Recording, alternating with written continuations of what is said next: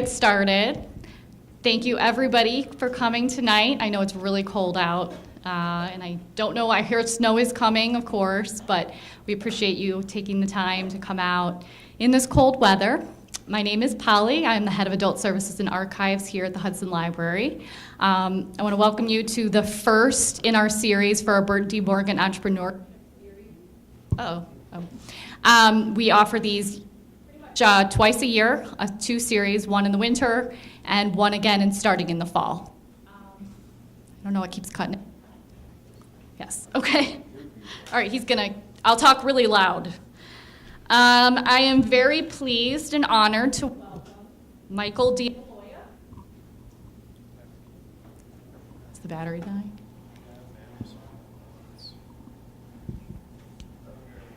Okay. He is currently the tech columnist for The Plain Dealer and the co-host of Cleveland Confidential Radio. But he is perhaps best known for his term with the City of Cleveland as the Senior Executive for Technology Development, or the Czar, where he was responsible for the economic development of the technology industries in the city. He is also the author of Lost Cleveland, a short history of some of the leading architectural wonders of the city. So he has many different talents. And he holds an MBA from Western Reserve and a bachelor's degree from Xavier. Please welcome Michael DeAloia.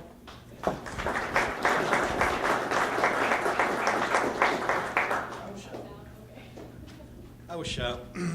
This always happens. This is the tech Czar. Every technology thing that I touch fails. It's natural. A priori, natural law. So, really pleased to be here. I see some really, old friendly faces in the audience and some new faces, and it'd be great if I can meet everybody afterwards and talk a little shop. Today we're going to sort of explore the vast entrepreneurial network that has been built up in Northeast Ohio. And, obviously I'm the columnist for The Plain Dealer. I was just renewed for another year, which is fantastic because, one of the things that The Plain Dealer, when they came to me, was like, we don't really realize how big or small the tech industry is in Northeast Ohio. And that's not a good sign when your bellwether newspaper daily has no clue as to what's actually happening in the marketplace. So we've been on this discovery, this journey of what is actually out there and how have things been put together in a very profound way. Unfortunately, one of the things that I've found since writing the articles, it's in print and also online, is on the online version, all the anonymous people complain about my street credibility. So I wanted to put up a slide here, sort of cement my street credibility in the technology sector. So I got some job chops. I started Blue Bridge Networks in 2003 in downtown Cleveland, and everyone thought we were crazy for starting a technology company in Northeast Ohio.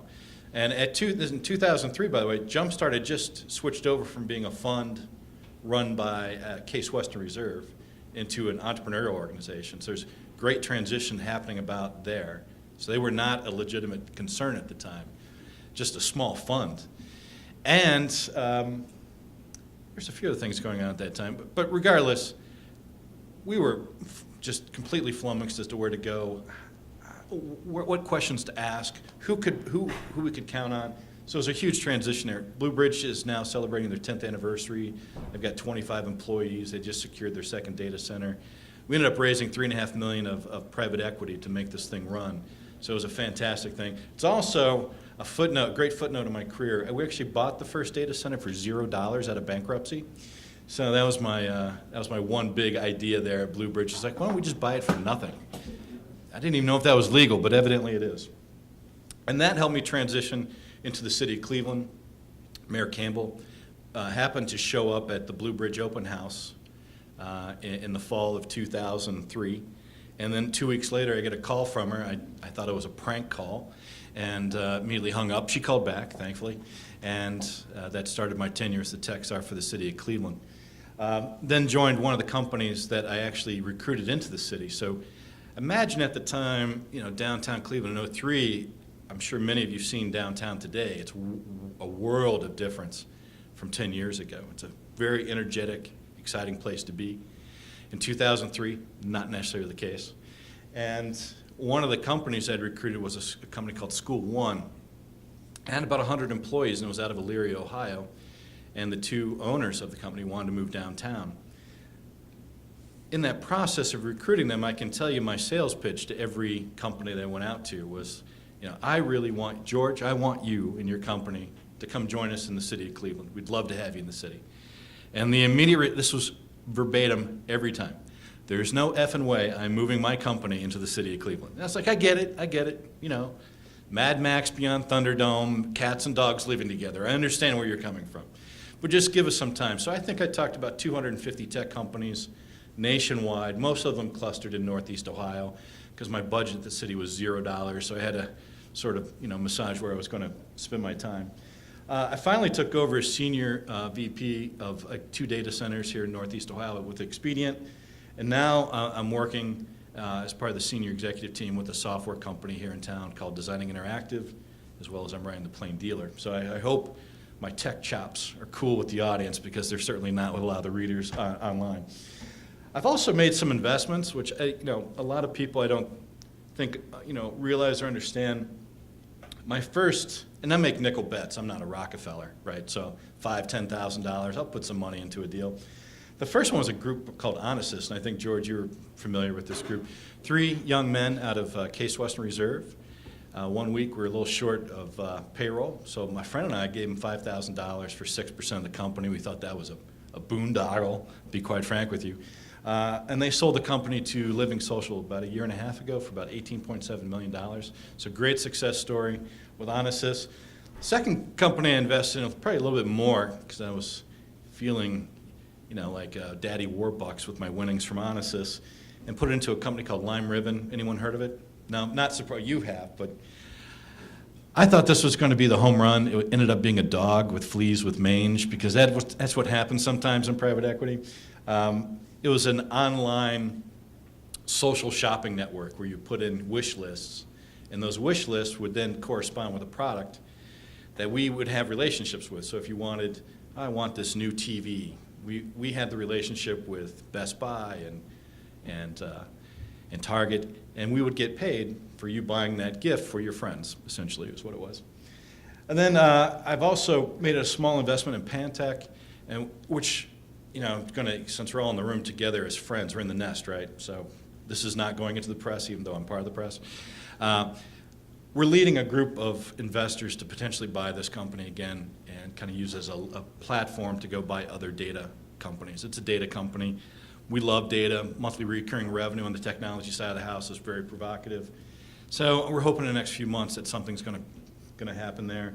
Nonetheless, I'm a small shareholder in that. And then another company called Emerging Chefs, which was doing, believe it or not, culinary events, broke away from my technology stride and thought I'd throw it into food.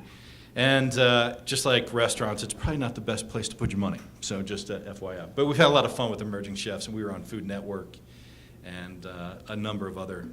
We just made a movie through Emerging Chefs, and it was in a couple of film festivals. So we've done some really cool stuff. So enough about me, and let's get on to the entrepreneurial network for Northeast Ohio. In 2001, the state of Ohio and Governor Taft decided that since the state was having and this is true, a pretty difficult transition from what you would call the old economy to the new economy, and a lot of the young entrepreneurs were leaving the region to go to Chicago, New York, and Silicon Valley. They did a $1.6 billion bond raise, capital raise, and put it into a number of third frontier programs, of which we'll go sort of explain a number of them to you through the rest of the slides. The big news is it's really built up an amazing entrepreneurial ecosystem and has brought in just huge influxes of capital into Northeast Ohio that probably would not have happened otherwise. And I'm a freelancing capitalist. I believe in the capitalistic system, but sometimes the mechanisms of capitalism aren't working, and they weren't working in Northeast Ohio. There's a dearth of private equity funding, and certainly a dearth of startup capital, and I don't think you can say that now. There's certainly money out there for good ideas and concepts. And just recently, as any pro-state and government program, right, these go through transition periods. And a number of years ago, the idea was, well, let's move away from startups and let's kind of focus on the growth companies that are already established in Ohio. And now it's tilting back to let's just do pure startups in the third frontier. So they've announced a $225 million amount of capital being deployed statewide for startup companies, and a new startup fund called Seed Plus. I think it's about $25 million. Now, all these funds will be split up into regions, and in this region, the king player is obviously on the next page, and that's Jumpstart, which is an entrepreneurial organization. So Jumpstart is funding companies, but they're also advising companies. And they've got this pretty significant entrepreneur in residence program that helps align ideas, concepts, people, and resources. And now we've got an ex-EIR, guy who was on the front lines, George Buzzy, right here in the front row. And if you need some really good insight, George is going to stick around a little bit, right? You're not going to leave through the side door, which you've so conveniently placed yourself next to. But he's a rich resource, and I think he can tell you exactly the pros and cons, the benefits of Jumpstart. Now, you know, as some stories of my intermingling and thoughts on, I think Jumpstart's, despite its almost political nature, has done one hell of a job of sort of creating an entrepreneurial network in Northeast Ohio, because you've got a lot of people pressuring you to do things that Jumpstart probably doesn't want to do, but by nature it's almost a de facto government agency has to do. When I was at the city of Cleveland, we had our own fund, which I was able to deploy as venture loans into groups. And one of my first outreaches to Jumpstart was, well, let's kind of work together. Now, Jumpstart at the time was being measured upon how much money can we spread throughout 16 different counties, where the city of Cleveland was, how much money can I put into the city neighborhoods? So there's immediate friction between the two, despite the fact that the city of Cleveland is the largest population base within that region. Regardless, I think they've done a heck of a job. They've had some missteps, everyone does, but overall I give them a B+, A- sort of grade. And they've really, with this new influx of capital, I see a lot of really positive things happening. And that's all startup capital. The missing link, in my opinion, in this whole capital stream that's been built up in Northeast Ohio, and something that I've talked about quite regularly in my column, is what we call Series A. So you've got your startup capital, that may be $25,000 to $250,000. You sort of hit some marks in your sales and revenue and employee growth, and that next round, that what we call Series A, is still really, really tricky in Northeast Ohio. And I would say Ohio. It's getting better, and the numbers and trends sort of prove that. If you go to Jumpstart's website, jumpstartinc.org, there is a series of reports on the venture capital money that is coming in. And I was just looking at it last night. So I started at 2011. I think there may have been 20 or 25 venture funds mentioned in Northeast Ohio in 2011, or let's just say Ohio. Now it's somewhere around 65, 70, maybe 75 groups in 2013. The 14 report obviously hasn't come out. So there's some really fundamentally strong trends happening. More groups with money, more money being invested in these companies, less companies moving away. I will say the one trend that I'm a little, because we're talking about misses too tonight, by the way, the one miss that I see is the economic development model that's been put into place on the exit side. So these companies, what is the liquidity event at some point in the future for these companies after they've gotten investment? In Silicon Valley, we all know what it is, right? It's everyone's going public. In Northeast Ohio, you're not going public, you're getting bought or acquired by somebody else. And I just hope someone along this line breaks that trend, because real wealth is created when you go public. It's just, that's how Silicon Valley was created. And I just don't see those types of dollars coming in. I can tell you really, on a quick side note, a couple times I did get out to go to Silicon Valley while I was at the city of Cleveland. Turns out the president at Adobe at the time was a gentleman from Rocky River who moved out there after he went to Purdue. And I got to sit down with him in the Adobe headquarters, and of course, I'm like pandering, please send us some jobs from, if I don't tear down the stage, I'm sorry. I'm so excited to be here, by the way. I just can't contain myself. So, obviously I'm pandering to him, like, please, if there's ever a chance with Adobe to get some jobs secured in Northeast Ohio, we'll grant you land, we'll give you what you need to make this happen. And he turned to me, he was like, I really appreciate the offer, but I'll tell you, and you probably won't understand this, so I'll forgive you right now, essentially is what he was saying. It's like, Silicon Valley is a state of mind, and that state of mind is not replicated in Northeast Ohio. And at first I was kind of starstruck, like, that is the most bizarre Byzantine thing I've ever heard, and I was upset. But after some time of thinking it through, it's true. It's just a different mindset. And that mindset is translated into how we do our startups and how we finance them and how we then exit those strategies as opposed to Silicon Valley. So just a quick little personal story. The Jumpstart family. And I couldn't even put on enough of the logos on this page. One thing that Jumpstart has done exceptionally well is they've gone into the specific cities around this region and helped those cities create their own little funds. So you'll see the Appleseed Fund, which I believe is down in Mansfield, the Barberton Growth Fund, Alliance, Ohio has a fund, Worcester, on and on and on. So they've done a heck of a job of setting up each individual city with their own little fund to help finance these little tech entrepreneurial startups. And then on top of that, you've got Jumpstart with its own fund, North Coast Angels with its own, I guess, couple funds at this point. Innovation Fund, which is in that top, I guess, audience right area. Innovation Fund, if you aren't aware of it, it's based out of Lorain Community College. There are 2 grants that they award through this Innovation Fund. The first one, I think, is called Grant A, $25,000. All you do, you have to apply. It's very competitive, but if you get those dollars, it's $25,000 of just grant, no equity. Go do it. And it's usually for beta stuff, right? I mean, see if you can get a concept, proof of concept, things of that nature. The Grant B is $100,000, but it needs a match. So here you've got some really interesting plays. You've got loan dollars coming through Barberton Growth, grant dollars through Innovation Fund, and then obviously equity dollars coming through a number of other groups. Now, you've got state dollars, but now you've also got a number of the foundations playing a key role in entrepreneurship. And it's debatable whether that's a good thing or a bad thing.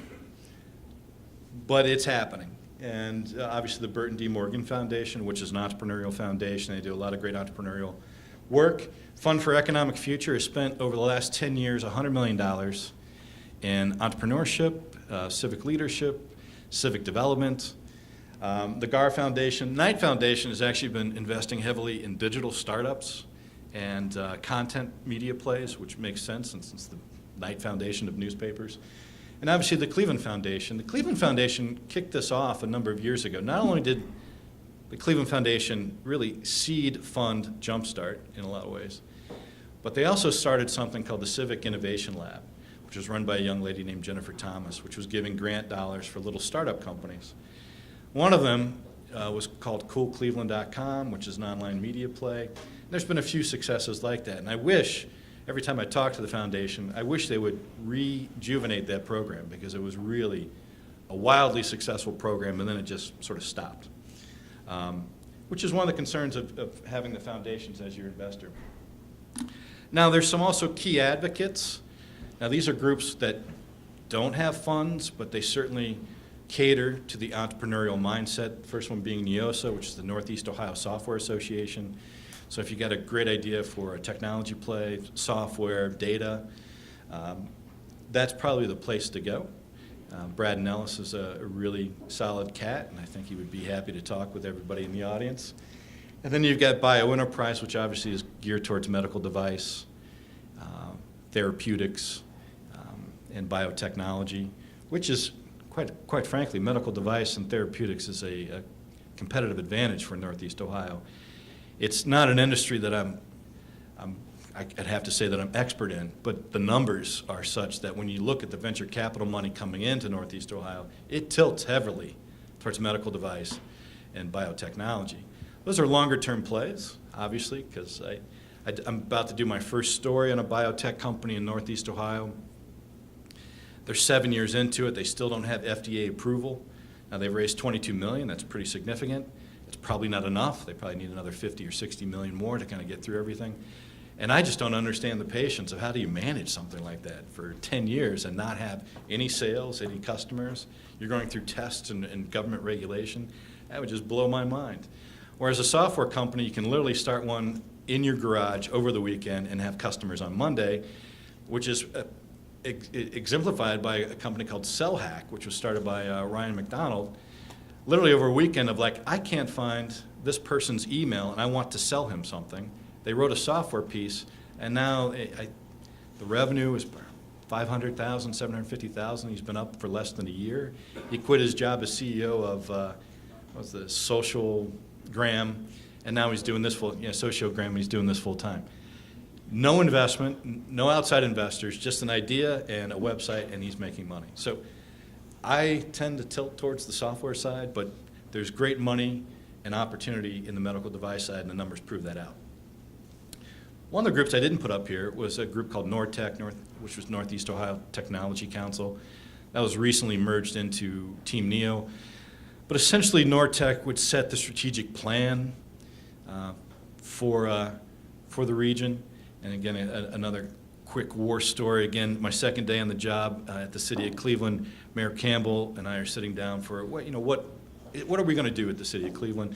And she just happens to mention, I think NORTEC is doing a strategic plan, and maybe we should talk to them, which kind of gives you an idea of sometimes these groups live in silos, so there was not a lot of communication. And so I happened to call NORTEC and introduce myself and said, we really would like to see this plan. And by the way, have you talked to anyone at the city of Cleveland? And could I be of service? And I'm like, well, why would we want to talk with anyone from the city of Cleveland? Which just kind of like I fell flat. Like, well, we're only the largest city, and we've got resources to help out. Now they tilted towards more manufacturing clusters, still technology, but heavy on manufacturing clusters, the flexible displays, the battery cluster, and nothing against battery clusters, but when you've got 3 battery groups and they're not anywhere close to one another, that's not a cluster. When I think of cluster, I think of 15 software companies all in a row in downtown Cleveland. So, we had some philosophical differences. Nonetheless, if it wasn't for NORTEC, I don't think the flexible displays, which are based out of Kent State, would have ever made it on a national stage. They were really instrumental in making sure that people understood how flexible displays worked, and this just organic technology that some professor in a lab had at Kent State, and now it's a multi-billion-dollar industry. And just think of the TVs and the flexible displays that you're going to have. So there's curved TVs already on the marketplace. But now think about wrapping a building or a car in that technology and putting out displays. It's all theoretically possible, and it will be coming soon to a theater near you. Again, if it wasn't for NORTEC, I doubt very much that would have happened. Nonetheless, it's an RIP, or it's rest in peace sort of a situation for them. They're now part of Team NEO. Let's talk about the accelerators, because I did touch on the accelerators this week in my column, which I'm sure everyone read, and I'm going to be quizzing you on later. There are essentially just 3 major ones in Northeast Ohio, and there's a difference between the accelerator and the incubator, because there's been some great success on the incubator side as well. Perfect case in point, Youngstown Business Incubator, which, in my opinion, literally owns downtown Youngstown, has done one hell of a job of creating business, B2B software companies, and really a Rust Belt environment. You never would have thought that Youngstown would be leading the charge in B2B, but they've done one heck of a job. But again, an incubator historically has not had a fund attached to it. It's generally space, advocacy, advice, and counsel, and they give that aces up at YBI. The accelerators have state dollars that they're putting into programs. So generally, they'll give out $25,000 for your idea in exchange for between 6 to 8% of your equity. So it's a pretty decent valuation going in. I can't think of the math off my head what that equates to, but 200, 2.25, somewhere in there. Again, not a bad valuation going out of it, and that 25,000 then is really proof of concept, market studies, some design and development, and you've got this beta product that you can push out to customers. Now, there are 3, and they're all kind of honing in on specific industry segments. They're not generalists. You've got Bisdom, which is Dan Snyder's group, so the owner of the Cavaliers has Bisdom in Detroit and downtown Cleveland. They're doing a lot of sports applications, entertainment applications, some B2B software. Flash Starts, which is run by Charles Stack, serial entrepreneur. Quick interesting fact, the first online bookstore, books.com, was in Cleveland, Ohio. It was run by Charles Stack. He sold that to Barnes & Noble, and he's done a number of other technology, each one with like an increasing value as he sold it. So they have 25,000, again, 6 to 8%, and they're really looking at, data-driven analytics, financial software, iBeacon technologies. I would say Launch House has changed a number of times, and if you read my articles, slightly critical of Launch House. They've kind of moved from a general software to we're just going to do gaming software and B2B software. Now they're doing hardware products. I'm not really quite sure how that's all going to play out for Launch House, but nonetheless, they're still there. And by the way, in 2014 was a record year, or let me say 2013 was a record year for startup capital investments in Northeast Ohio, 80, which doesn't seem like a lot because in Silicon Valley, I think they do 80 a day. But nonetheless, it's 80 for the year. That's going to be blown away in 2014 because you didn't have this infrastructure really in place for 2013. So I'm guessing about 120 to 130 groups got invested, startups, in 2014. And I would hope those numbers continue. All right, now you've got a number of incubators in town. Listen, they're all great. YBI is probably the creme de la creme. They do a great job of marketing and positioning. And they've got a lot of national, and I think they were just picked as the international best incubator. Again, right off the cuff, Youngstown just doesn't kind of jump off the mind as being a technology hotspot, and yet it's true. Glide is at Lorain Community College, another just solid group, really strong management team.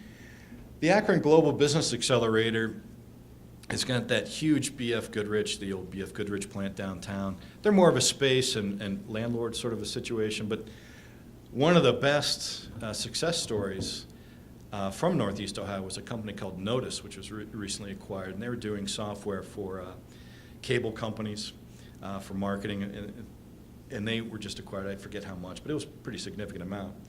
Braintree is down in, I want to say, I'm sorry? Mansfield, that's right.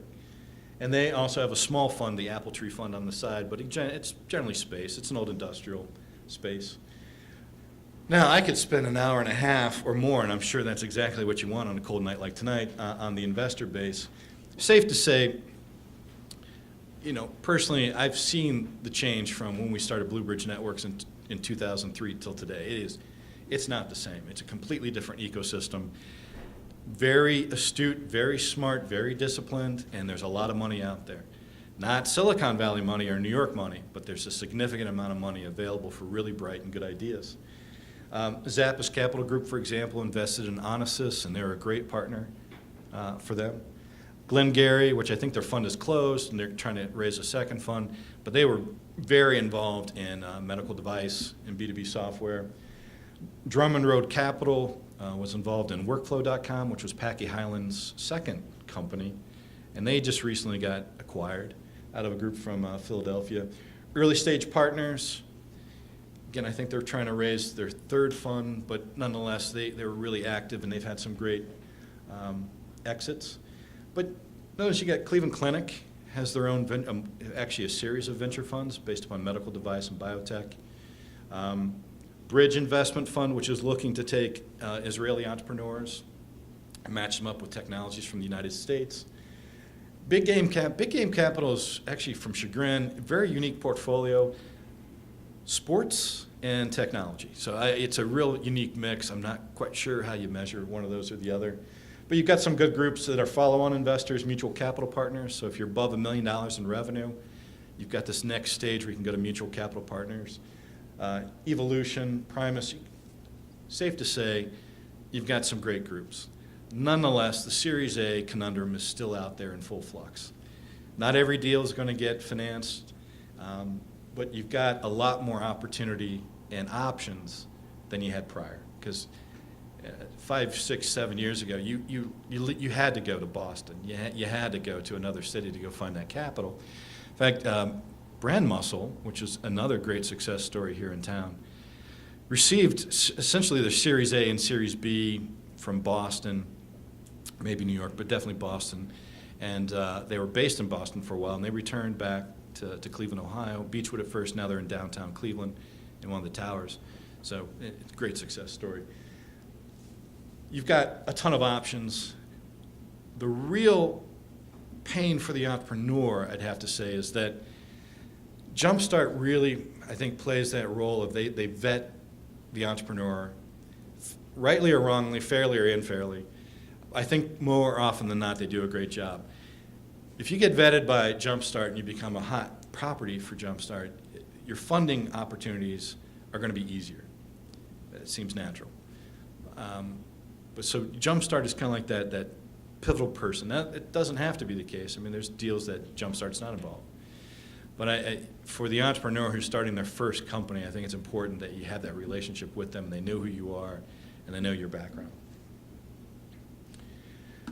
Obviously, we work hard, but I think in the tech industry, we also like to play hard. There's a number of networking opportunities from Tech Week, Cool Tech Awards. There's a new one, 1,000,000 Cups of Coffee, which is an entrepreneurial networking every Wednesday at Jumpstart. That little green emblem in the middle is Tech Pint, where all the technology entrepreneurs get together and have some free beers. And I'll say this about Tech Pint, there's 300 or 400 people who show up to these events, so they're not poorly attended. And it speaks to how large the technology industry has become.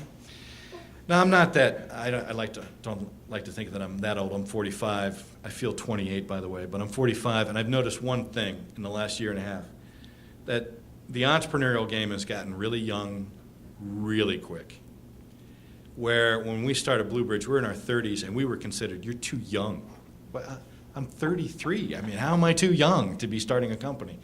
Now they're like 19, and they're not stupid. And these are smart, wicked smart kids. I've sat down with a number of them, and I'm shocked at the quality, which also kind of leads me to believe we've lost a lot more than we've kept. So what have we lost? In the background, I'm like, what in the hell have we lost? But nonetheless, it's gotten to be very young. So if you ever get a chance, go to Tech Pint. A spinoff from Tech Pint was the Industry Digital Summit, which was held last September. And it's invitation only. It's private equity people, entrepreneurs. You have to be a co-founder or CEO, investors, but from Detroit, Pittsburgh, Buffalo, Cleveland. So what's happening is Cleveland now is becoming the pivot point for the Rust Belt entrepreneur. Because now everyone's coming to Cleveland to express their ideas, how to get funded, where to get funded. There's a network now that, and this is true, Cleveland and Pittsburgh are very tightly aligned in terms of capital, probably a little bit more so than Columbus to Cleveland, believe it or not. And the Buffaloes and Detroits, which are behind even Pittsburgh, Cleveland, and Detroit, and Columbus, are now starting to align themselves with this vast network that you could see at the Industry Digital Summit. So it was a great show. I wrote about it. They've used a couple of my quotes in their marketing brochures, so always a good time. And that was my pitch. So as I like to keep things brief, that was probably a turbocharged presentation.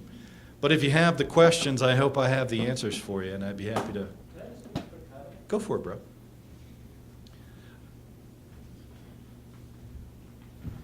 Michael has mentioned Jumpstart as kind of a pivot point a number of times. On their website, there's a registration document. It's free, it's not applying for money, it's just to get registered. And all these groups that he's discussed use the same Salesforce software, and they use that registration form as understanding who the owners are, where it is, what their value proposition is, what's their competitive advantage, et cetera. So if you're thinking about doing any kind of a startup and you want to have the entry point into this vast system, go to the Jumpstart website and register. You got nothing to lose, and then everyone will have access to your data. Yeah, right. Nothing to lose and a lot to gain, by the way, of doing that. So, with that, I'll take questions, or not. Whatever. Just joking. Yes, sir. I just want to talk to you about, I was getting coffee at the Czar Foundation. You say they're the ones that invest in digital media content? Knight Foundation. Which one? Knight. Okay. Which has an Akron office, by the way. Okay. A pretty active Akron office. And Jennifer Thomas, who was running Civic Innovation, went to Knight Foundation, and she started their whole digital investment platform. She's not there anymore, but she's on LinkedIn. She's a great person to chat with. And like George, she's happy to always grab a cup of coffee and talk about their experiences. You bet. Yes, sir. What's the minimum investment in some of these funds, the biggest startups? I'm sorry. The minimum investment, you said you gave $5,000 for 6. Yeah, that was not for a fund. That was just right into a company. So, But some of these funds, yep. you have to go to them asking for money rather than coming to me and say, hey, can you take your money? Like a mutual fund would be. That is true. I think, I can't speak for North Coast, but I think it was a $25,000 or $50,000 unit that you had to buy to get into the fund. So it's open. I mean, you have to be vetted too, but their funds are open. I don't have the 50 or 100,000 to kind of throw into one singular deal, so I just do it on my own. And George, you've done it on your own. You've done it through funds as well. So, George may be the guy to kind of connect with afterwards. But once you start getting to early stage partner levels and mutual capital partner levels, these are institutional investors. They're not generally individual investors, and you're talking about significant amount minimums, $1 million minimums to get into those types of funds. The North Coast Angels was an opportunity for individuals like myself and others to put in that type of money to get into a fund. And then you're allowed by, North Coast allows sidecar funds. So you invest in North Coast, but you also have the option to bring in others to invest into any opportunity that you feel is a good fit. But North Coast operates on their investment is $250,000. That's their investment. And I think there's $150,000 or $100,000 reserve. So they're not putting in a lot, and they typically don't lead. They want other groups to be around that as well. They're not going to do it a singular 250, if that makes sense. They want a continuum of investors around that. So when you said, with the innovation fund is another rank, and their grant fee is 100,000, But you need a 100,000 match. and does that come from the business owner, or can that come from another? It's got to be cash. Okay. It cannot be payment in kind. It cannot be services. It's direct cash. Where it comes from, it's audited. So, if you want to put 100,000 into a checking account, let's say you get approved for the grant B, and they give you 100,000. You want to put 100,000 into yourself, you can do that. But I think they're looking for you to go out and jumpstart investment and early stage partners. Something to that effect. Just a couple of comments. You never hear on grant fee. They do call it grant fee, but it's not a grant, it's a loan. A grant is a grant, you don't have to pay it back. The 100,000 you have to pay back. It's a 0% interest rate, if I remember correctly. Yeah. No personal guarantee. It's a moral clause. It's not like they're hovering over you to pay this back. And it is very competitive. Very. We do it every quarter, and there's usually not more than 2 funded out of 15. I think they always suggest go with the A first and do the proof of concept and prove it to them, because now they know you. They've given you a little bit of seed capital. You've proven it out. You can come back and do the 100,000. Yeah, and they'll guide you through. Everyone I've come across. I mean, during my time as tech czar, I certainly had some strong arguments with people and differences of opinion because we were going in different directions. But as an entrepreneur, outside of the political spectrum, I've dealt with all of them, and everyone's been nothing but nice and genuine to me, so I would expect they would be the same to you.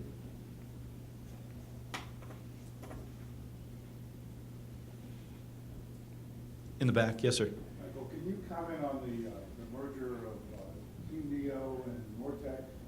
Why did that happen? How's it supposed to work in the future? Yeah. What's the impact going to be on Northeast Ohio?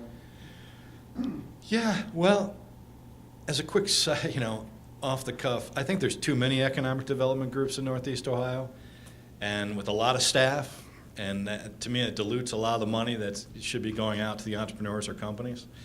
But with that said, there's a new competitive, there's a group of high-level CEOs who have gotten together for this competitive regional analysis, and they just thought that Team Neo needed to augment its staff, and the perfect target was Nortec. Now, I don't know how it's going to shake out.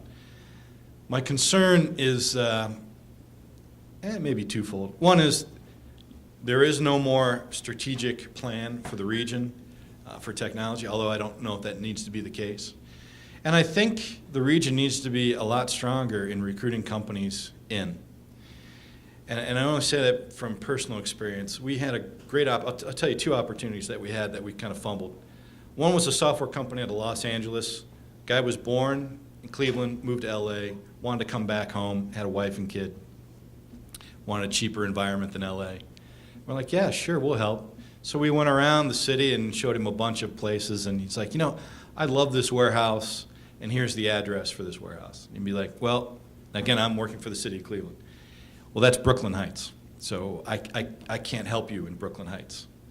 He's like, all right, so let's find another place in Cleveland. And we go, we look for and find another building, and be like, well, that's an awesome building, but that's in Independence, and I work in Cleveland, so I can't help you. And I think a lot of companies bumped into that, like, there's no regional government and there's no regional cooperation, so why, The other one was, believe it or not, was Apple. This one still burns me to this day, but Apple wanted to build a digital software office in Cleveland, Ohio. I don't know what that means, but it was really provocative what they showed us in terms of designs and the jobs they were going to bring to the city of Cleveland. And this was just going on as the transition from Campbell to Jackson. And I spent equal time with both. And I knew Frank from his time at City Council. And Apple had pretty much made a decision what building they wanted downtown and where they wanted to go. And essentially, the city of Cleveland wouldn't meet with Apple, which is mind-blowing to me. And I remember the arguments that I was having with the chief of staff and the city players. And I won't go into it, we'll do it off record, because it's a colorful, debate and argument. And it was one of the reasons why I decided to leave, because if the leadership of this region didn't understand how important Apple was to being downtown, and I'm not talking a retail store, I'm talking $200,000, $300,000 employees, and the phone calls were coming in from Pixar and Time Warner and all these groups because they want to be where Apple is at. That's just natural. They wanted that talent. And there's also a play where they wanted like our top 25 Cleveland high school students, and they could work there and get all this Apple swag. Anyway, the point being, the region at the city level, and this is for most cities, is so poor in its understanding of how business operates and works that you need a regional organization of business people to bring in other businesses. It's the way it is. And I think Team NEO's got the deck stacked against them because they're a regional economic development group trying to bring in companies, but there's no regional government in Northeast Ohio. You got 59 cities in Cuyahoga County, which by my estimation is probably 40 too many. All vying for the same things, all throwing everyone else underneath the bus. So to me, Team NEO is kind of like a referee of someone who can objectively get a group in here and find them the best place for them. So I wish them well, and they needed some new staff to do that. I think they also needed a kick in the ass, because I don't think they've really done as much as they could have, and we still lose. But then but nonetheless, there's still great success stories. It depends on how you pitch it. There was a medical device company out of Oklahoma, which was essentially a Switzerland-based dental implant company. And they contacted me when I was at the city, and they're honest. Hey, it's Boston, New York, Chicago, and Cleveland. And historically, Cleveland was in the quinella. I mean, we were in fourth place in that typical thing. But we kept on playing, we kept on honing, we were on them all the time. And we won it, and they ended up putting 50 people downtown in a beautiful office space and idea center. So it can't happen. I think we need to be more aggressive. The Midwestern mentality is we're polite, but the other cities aren't polite, and the other players aren't polite, and it's a global economy. I kept on telling the city players, I hate hearing this stuff about Pittsburgh and Buffalo and like they're our competitors. Our competitors are Abu Dhabi, it's Dubai, it's Singapore. It's not, it's not Pittsburgh. So I think they needed a better global reach is what I'm trying to get to with Team NEO. Yes, sir.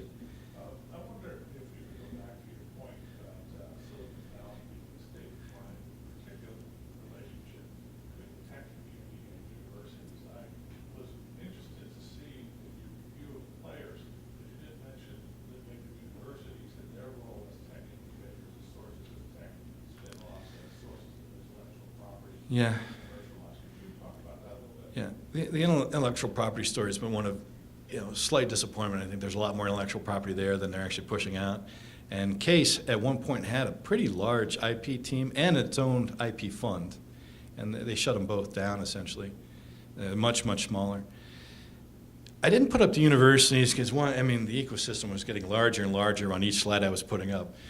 There is this Blackstone entrepreneurial program that's now in 4 universities in Northeast Ohio, which is, geared towards the student entrepreneur. And every college has an entrepreneurial program, which is a lot different than when I went to school.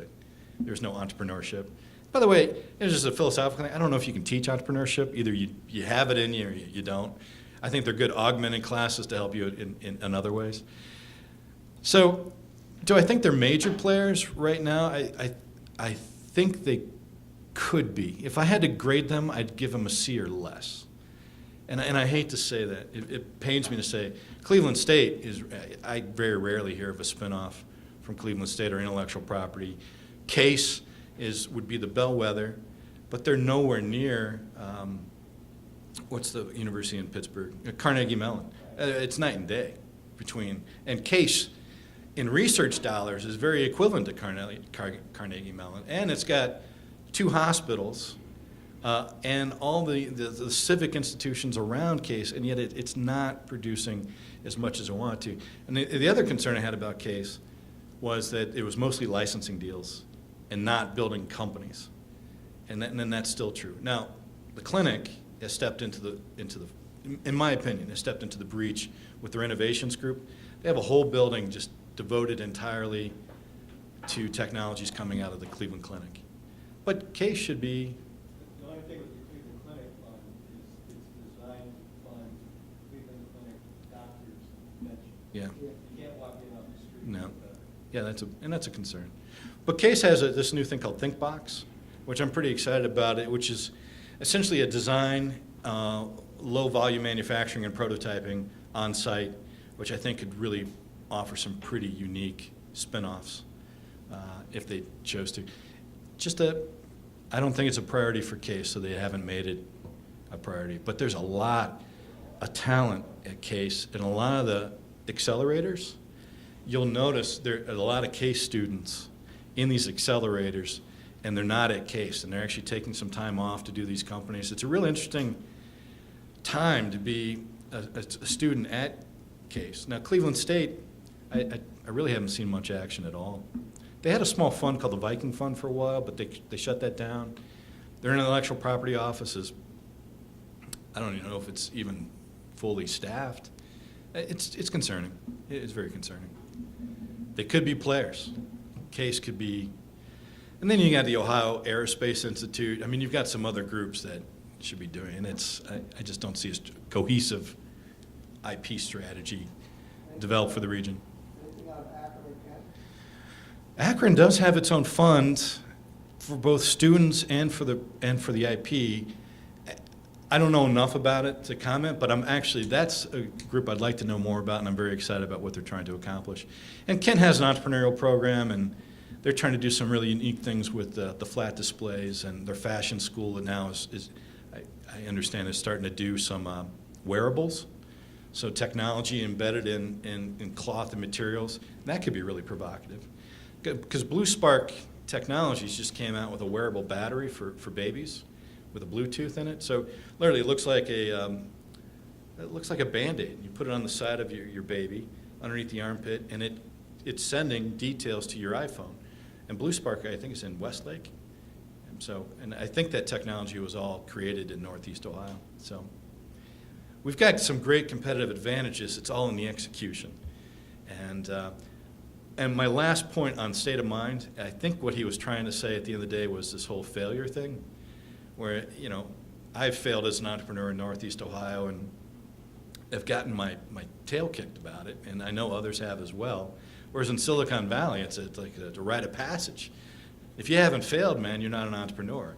And that mindset's got to change. And I slowly see it, especially in those younger. There's a young man going through flash starts right now. He's on his 3rd company, and each one's getting more successful than the one past. That's the trend you want. You want to get him back in the game riding another horse to see how further he's going to go, or she. There's a great female company, Lufthaus. 2 young ladies from Minnesota somehow ended up in Cleveland and got paired up with Charles Stacks of Flash Starts, and they're doing iBeacon technologies for libraries and museums. Really provocative stuff. I mean, there's a lot of promising things going on. If we just got some of the more larger institutions in line, I think we'd be, the sky's the limit. Yeah, I mean, is that like guided tours through museums where the smartphone? Yeah. So if I was walking by those paintings in the back, they would be pushing details on the paintings to me on my iPhone or iPad. Yeah. Yeah. Yes, sir. What happened to the green energy move that we were having for a while there? Yeah, I'd like to know. I'd like to know myself. I don't. There are some. Switched over to fracking. It pays better. Well, maybe not. The oil's below $50 a. Again. You know,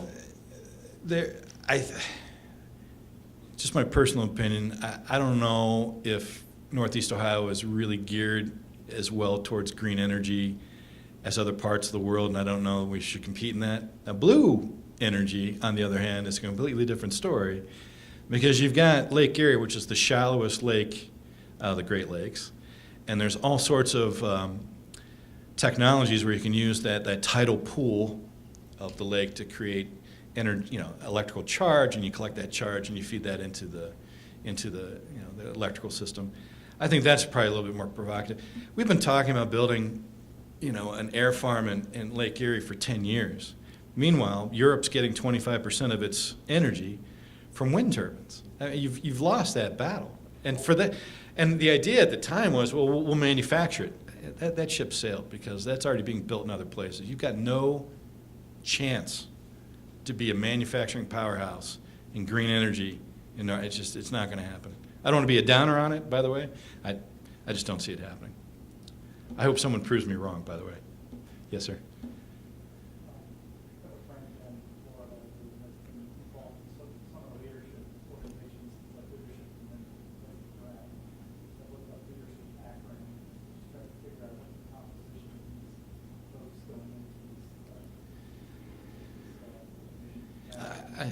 Yeah.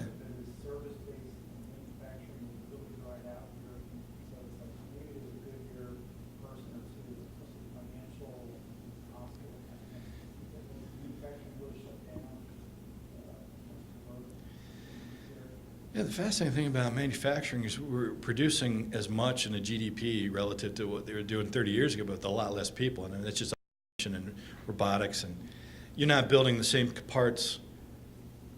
You're not doing stamping, you're not doing screwing, you're doing highly engineered parts for Northeast Ohio.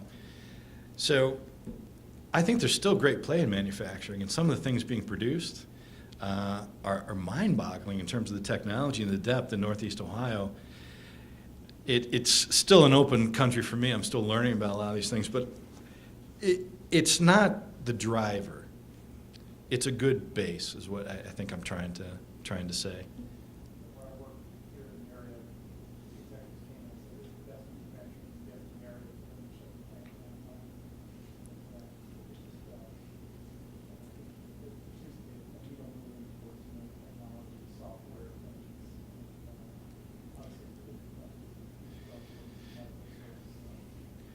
I still think you can do the low-volume, highly engineered manufacturing of medical device, the spinal implants, and all these, minorly invasive technologies in Northeast Ohio, and that you can do. But on the other, the green technology, obviously you can tell I'm a downer on that, because I've seen it just fail so many times. One kind of manufacturing and one industry that's still very strong here in Northeast Ohio is polymers. It is the polymer capital of the United States. And Polymer, Hinkle, and a number of companies. I know the small silicon company in Cleveland. And there's a lot of really interesting high-tech development of ultraviolet cured silicones, different things that go in pacemakers and such. And Hinkle does a lot of great stuff. So polymers is actually a strong manufacturing base here as well. Yeah.